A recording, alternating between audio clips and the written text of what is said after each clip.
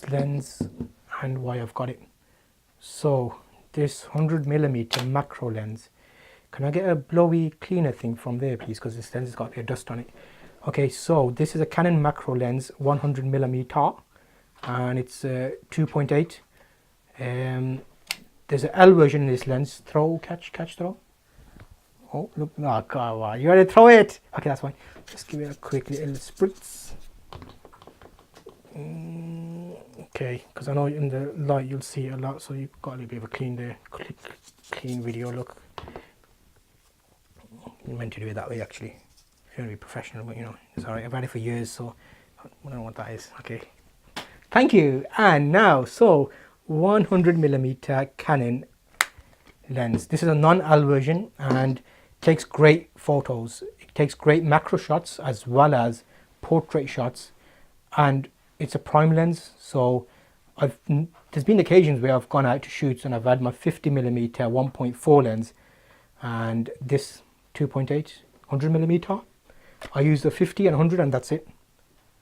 I get all the shots. So it kind of means you have to use your feet a bit more, but it's one of those lenses that I've kind of relied on now. If you don't have it, you can easily think, why do I need it? Because the 24-70 I've got has got a macro mode, so that's actually quite good as well. But when it comes to true macro, you get crystal clear images. It's a prime lens, so it's straight through. There's no focusing or anything, no rings or anything to mess about with. Build quality, it's not as good as the L series, which is image stabilized. So if you're doing video work, maybe that comes in handy, but most of the time we're on tripods anyway, so it shouldn't really matter. So if you're thinking between the L series and this, then this one's about £250 now, so they're relatively cheap, whereas the L series you're looking at 400 to 500 quid. So I don't see any reason to get the L lens. I've got most of my lenses are L series, apart from, well, the 24-70 is L, and the 70-200 is L series, luxury Canon. I had a choice of getting the L in this just for appearance's sake, to make it look all, you know, nice, but nah, it doesn't matter. Gets the work done, job done. If you look at my sample photos, you'll see there's a lot of food photography I've done with this, so desserts and drinks and things.